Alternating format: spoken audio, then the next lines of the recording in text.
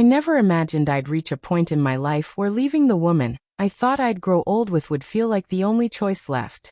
But sometimes, just one sentence is enough to fracture everything you thought was solid. It was an ordinary Wednesday evening, nothing out of the usual. We were on the couch half watching a crime series, the kind of midweek routine we had fallen into. She was curled up under a blanket, scrolling on her phone.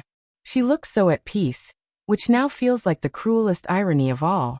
Then she suddenly locked her screen, glanced at me and asked, "Can I say something without you getting upset?" A knot tightened in my stomach. That kind of preface never leads anywhere good. Still I nodded. She gave this nervous smile, like she was testing the water before stepping into something deeper. "I've been thinking a lot about us," she said softly, "about how maybe we could try new things." I raised an eyebrow. New things? Like what? She hesitated for a beat, then spoke. What if we brought someone else into the relationship? Just for new experiences, nothing serious. I froze, trying to make sense of her words. Wait, you mean another person? Like a third? She nodded, as if she were suggesting we try a different restaurant instead of detonating our marriage. I let out a short laugh, not from amusement but from shock. Where is this even coming from? That's when she said his name. Ryan. A co-worker. She explained they'd been talking about how traditional relationships could feel restrictive, how people were becoming more open. According to her, it wasn't about cheating, just a conversation that sparked an idea.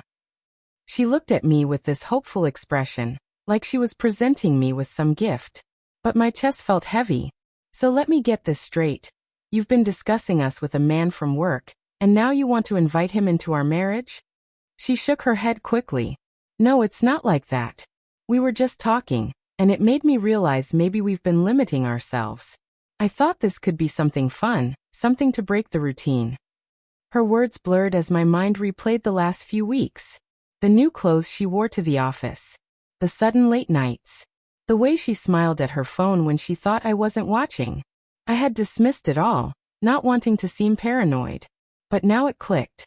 And the worst part wasn't even the idea. It was her calmness, the ease in her voice, as if she'd already pictured him here, between us in our life. I didn't yell. I didn't accuse. I just looked at her, and for the first time, she felt like a stranger. Slowly I stood up. "Where are you going?" she asked. I didn't answer. "Please, can we just talk about it?" she called out as I walked down the hallway.